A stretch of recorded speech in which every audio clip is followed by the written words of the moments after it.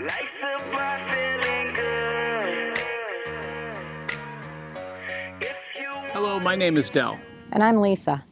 We have a story to tell you. A story about how we quit our jobs, sold everything, and decided to do a major adventure. So join us in this first episode as we go through and explain where we were, what made us change our mind, and how we got to where we are today. Are you stuck? Caught on the hamster wheel of life? Is your work-life balance out of balance? We have been there, done that, been caught up in the job, and forgetting about what matters. Being balanced, centered, and happy. So follow us as we pull our anchor and take you along on our journey from chaos to balance. We said that we had a story to tell. And we do. So we're going to take you back a few years and we're going to talk about what got us to the point of basically selling everything, quitting working, and going on an adventure. We both worked corporate jobs. We both loved our jobs. I love the company I worked for, still love them today. They were good. I was there nearly 30 years. Lisa really enjoyed working for her company as well. But we had moved to Texas, so we had been in Vermont, northern Vermont, for about 17 years. The company asked us to relocate to Texas. We did. Lisa was lucky enough to find a job down there fairly quickly. And that was all great, and things were going well. We thought we would be there. Didn't think we were going to end the career there by any means, but we thought that we would be there for, a few years at least, 5, 7, 10 years at least. Then it was about 2.5 years in, and I was asked to go back up north, to the office up there. So we looked at it and said, be a good soldier. We'll head back up north. And it wasn't a couple months after we agreed to that all of a sudden COVID hit. And COVID changed everything because we had plans of how we were going to do this. Mm-hmm. And, Lisa was going to be, keeping her job in Texas, working there, traveling back and forth. I would travel. And I would live really close to the office where I worked. And COVID just screwed that up. So we had to kind of punt. Right. And we talked about it, and we decided, okay, you know what? We have really good friends in northern Vermont. The area is beautiful. It's nice. You know what? Let's move up there and we'll do this. And so we did. Mm-hmm. And Lisa quit her job in Texas and came up to Vermont and started to look for a job, which was very difficult. There's not a lot of jobs in that area, unless I wanted to go back and be a floor nurse, which I had been in management and corporate, and I didn't really feel like I was qualified to do floor nursing any longer. So I applied to over 100 jobs online, trying to work remote, and still nothing. So it took a turn. Yeah. So as that happened, I'm, super busy at work. You hear everybody talk about work-life balance, and, sometimes people think it's a cliche. No, how can you really affect it? But the thing is you don't realize your work-life balance is messed up until it's so messed up that, it just becomes evident to not only you, but everybody around you that, you're more dedicated to the job and that career that you think is so important, that you forget about everything that's really important. And that's where we got to. And, we started to have the conversation that this isn't right. There's something missing. Something missing. Yeah. And it wasn't just a quick conversation. We had a lot of conversations. It wasn't Del came in from work and I'm cooking supper and we, start talking about, what are we going to do? How is this going to work out? Or what are, how are we doing this? Right. And feeling a little chaos exactly. in our life because you're working and I'm holding the house together, and Yeah. so Yeah, and so we had the discussion. We need to find an adventure. We need to do something. You know, we can quit. We can sell everything and go on this adventure. So we kept that conversation going, and then all of a sudden it's like, well, sell everything, okay, but we need to have obviously the funds to buy the boat to be able to make it for those years, and still eventually retire. We're not retirement age yet, so this was a big decision. So we got ourselves to the point where we said, you know what, let's do it. Let's sell it all. Let's find an adventure and let's go for it. So, all right, perfect. I know exactly the adventure I want to do. Let's go sail around the world. Let's do one circumnavigation of the world on a sailboat. that was a little bit too extravagant for my taste. Yeah, so a little bit too big of an adventure, maybe. Okay, so as I started thinking about it, and the dogs and everything that goes along with it, thought, yeah, maybe we need to step into the whole circumnavigation thing. And so we kept on searching around. We talked about the Keys and the Bahamas, and then we started watching a lot of YouTube channels, and we came across some people doing the Great Loop, and started to think about it. It was like, that's a good adventure for us. That's manageable. I'll do that. Yeah. So it fit with what we do. We have good experience in boating. We work well together on the boat. We've been around each other with a lot of boats, so we know what to do. Not everything has to be constantly spelled out. We know when we're coming into dock. We decide what side it is, and we know each other knows their jobs. The maintenance of the boat, the keeping the boat clean, these are all things we're super comfortable with and work well together on. So it was a boat. It was the Great Loop. So the first thing we needed to do was to sell our house. And the house wasn't a house that would sell quickly, which we felt. It was a pretty large house, a lot of acreage, big shop that went with it, and out in the middle of nowhere, basically. It was a beautiful area, gorgeous views.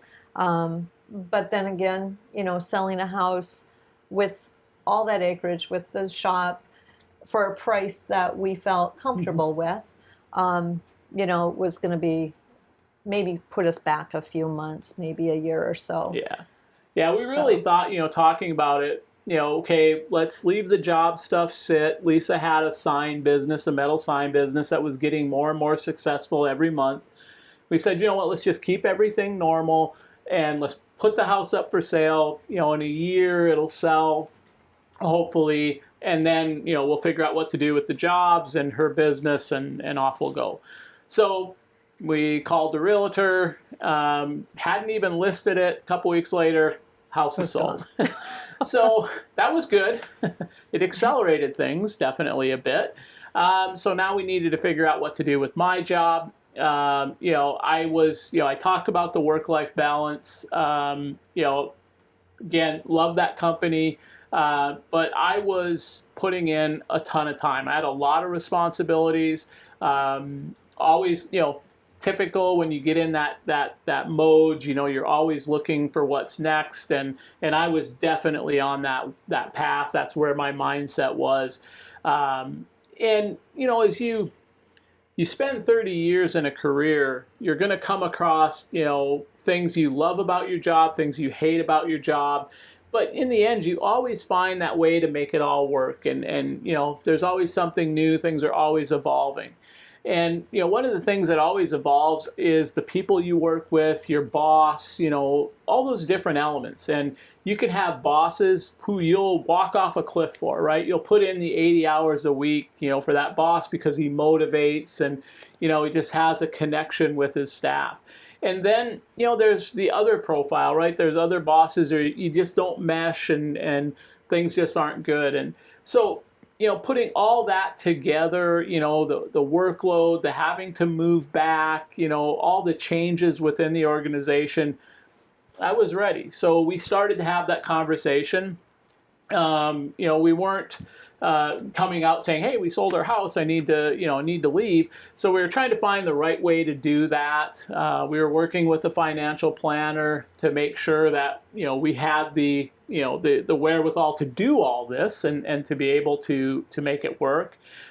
Great company, love them.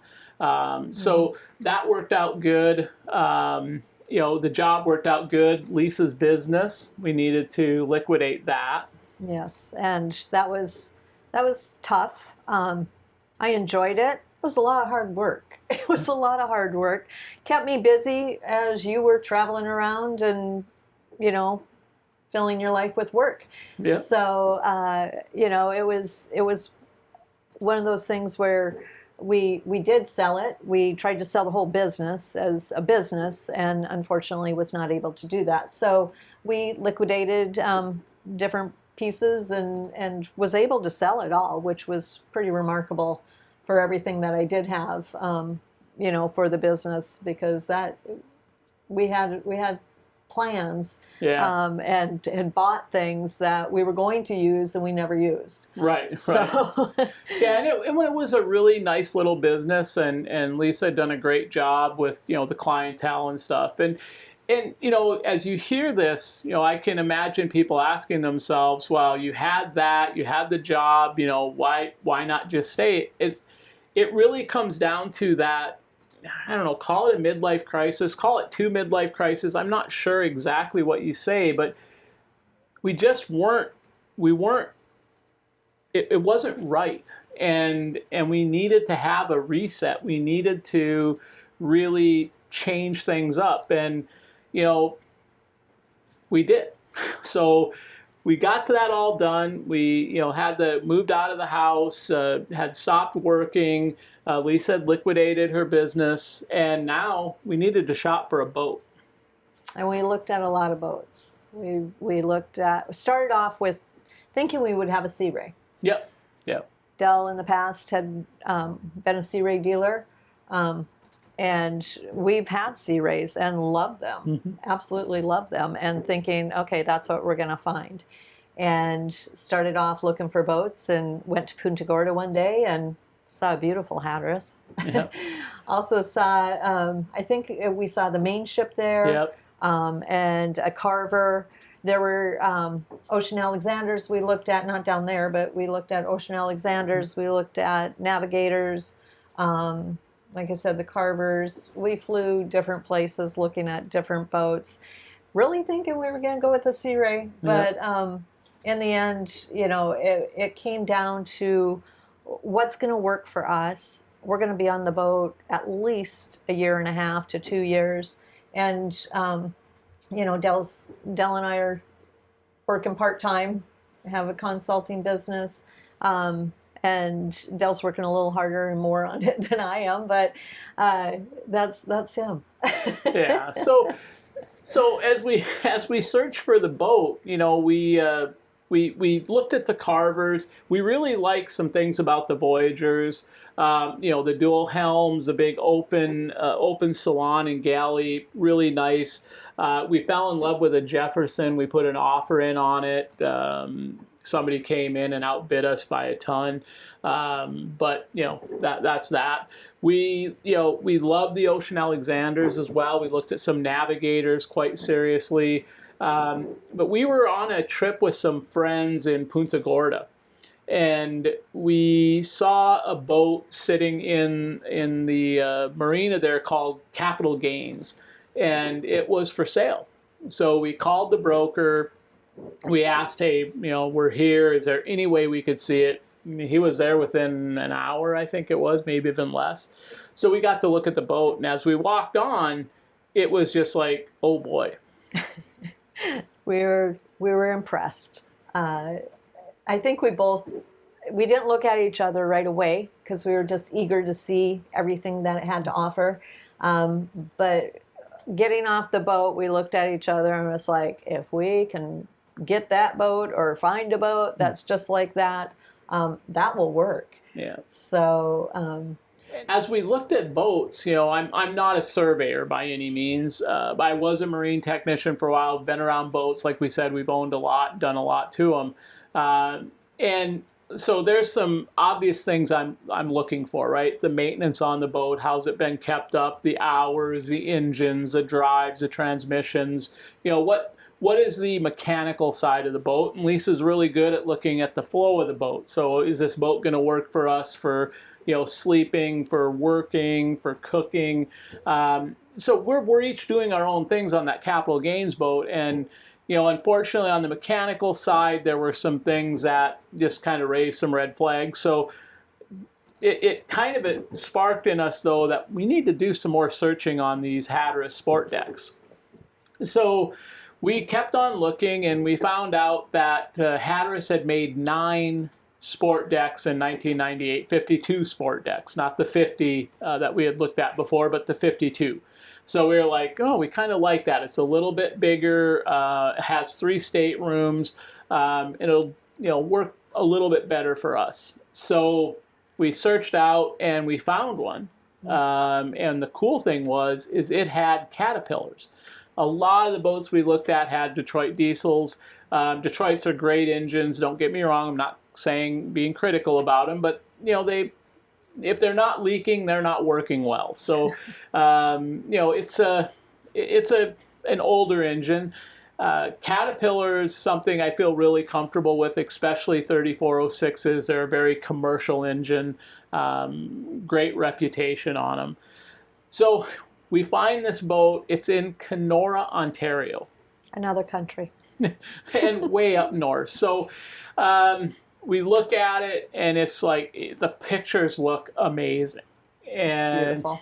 Yeah, so we're like, okay, that's our boat. That we really, really like that. Then we talked about, okay, we're gonna have to take this thing apart. It's gonna have to be trucked over. We're gonna spend thousands of dollars to do that. Let's keep looking. Yeah. So off we look again. We looked at some Navigators. We fell in love with a Sea Ray. It was a 540 cockpit motor yacht, not a boat they made a lot of volume of, but a very nice boat layout wise. Mm-hmm. We looked at it. It was nice, and through it though, I think the best thing that happened is we met the broker that really helped us to buy the boat we ended up with. And I'll take a little detour there just to mention, when you go shopping for a boat, doing your homework is important. Having a good surveyor available is important. But having a quality broker, one who really is listening to you, one who is, truly understands what you need to do and has the experience to give you the guidance. Yes. It's really important. And this gentleman who showed us the Sea Ray fit all those bills. He knew we liked the Sea Ray, but he could tell it wasn't exactly what we wanted.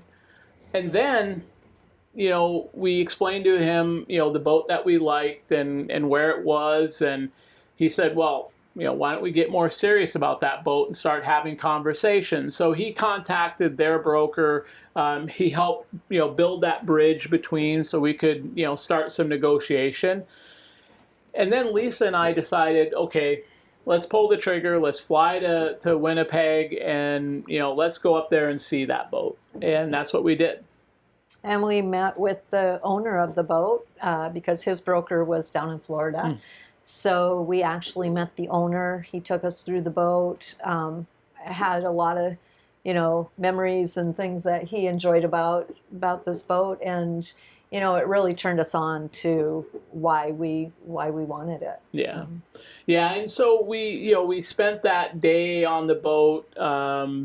He was there with us. Our broker was Florida. His broker was in Florida. So, we were able to, probably have a conversation you typically wouldn't have. So we started to talk about, the whole process, right? That, this boat's going to need to come apart. He had moved it to Lake of the Woods. So he had done that. He had been there, done that. He had the photos. He had all the engineering drawings.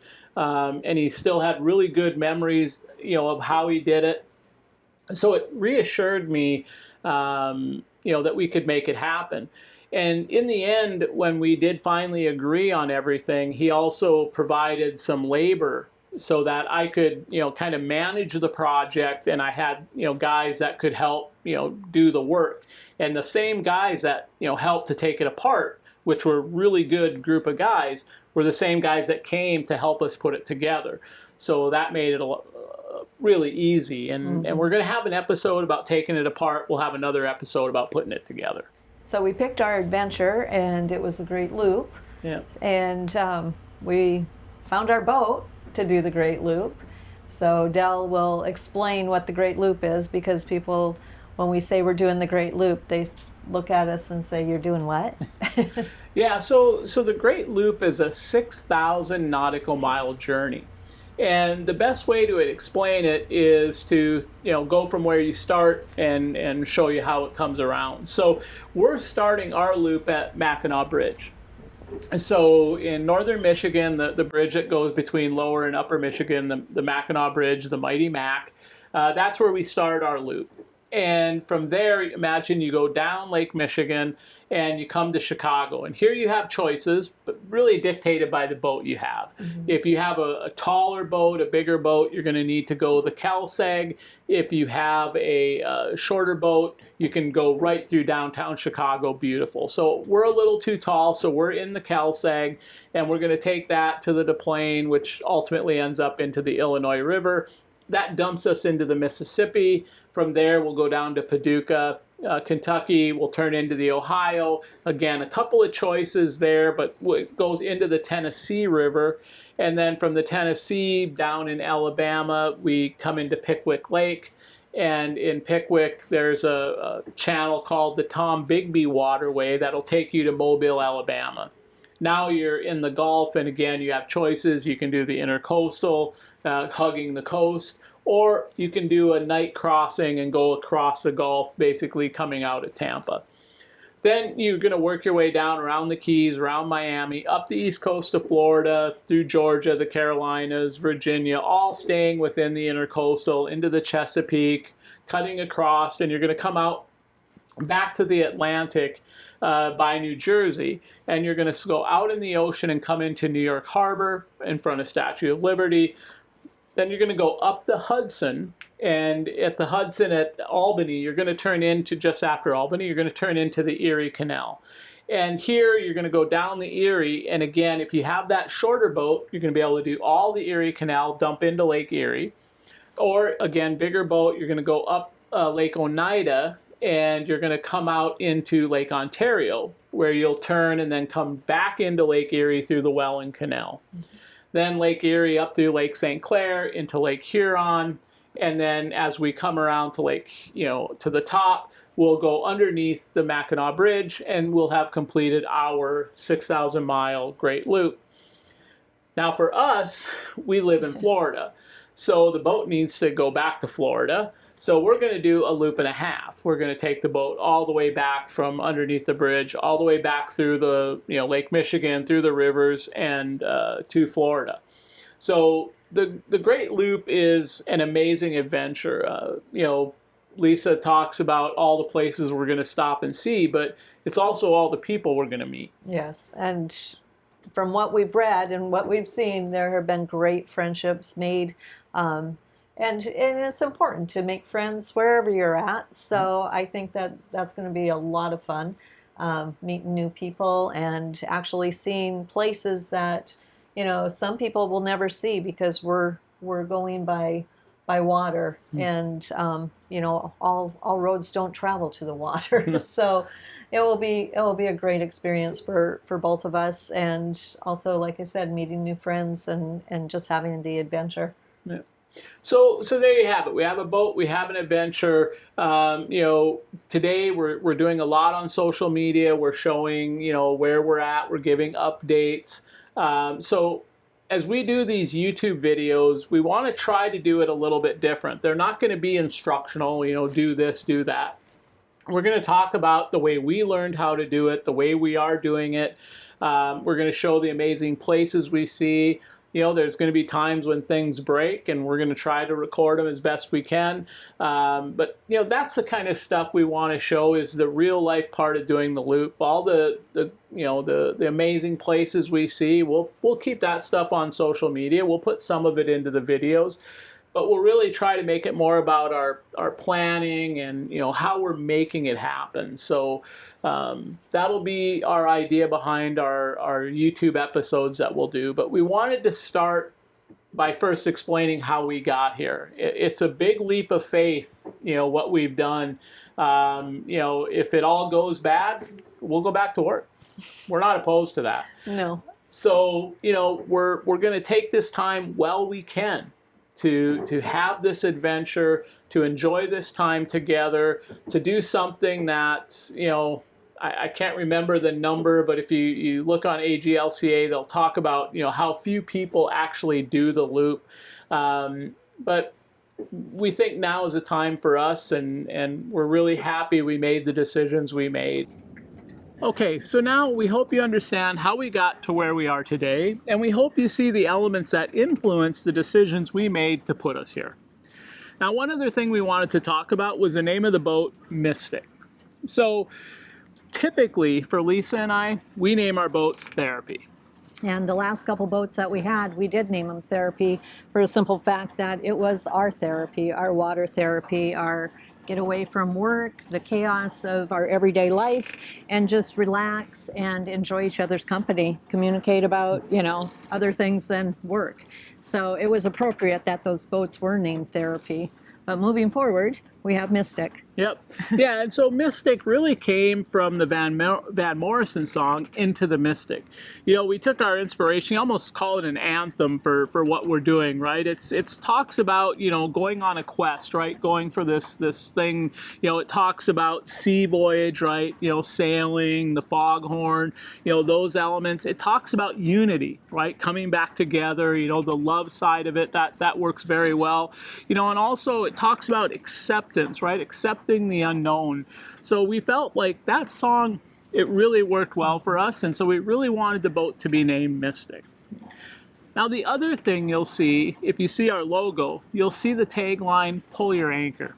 Now the idea here was, especially as we talk to different people and our own experience, right? You're stuck in your job, you're not satisfied, it's not working perfectly, and you're stuck, but you don't want to get out, right? It's like you're in this perpetual motion of, just the same thing, just being stuck. So with Pull Your Anchor, we wanted to, show our element, give a visualization to us pulling our anchor and setting off. Yes. And absolutely, pulling your anchor as appropriate tagline for us. When you set your anchor, you get stuck. And a lot of times people do get stuck in their jobs. Not that they can't move forward into a different department or a different type of job, and that might be just pulling the anchor to go to a different department. But for us, it's a big anchor we're pulling. So I think it's very appropriate for us to have that as a tagline. Yeah, and we're not telling people to go out and take big risks, right? We're not saying, go pull your anchor, just go for it. No, I mean, if the timing is right, if things work out, we did a lot of planning for us to go and make this change. It wasn't an overnight thing. We couldn't be as vocal about it as we wanted to, but we had plans. But when you get stuck, when your anchor is fouled, go ahead and pull that anchor and make the change. Yes. So follow along our journey, like, subscribe, and ring the bell for notifications of our next episode. Thank you. Thank you. Life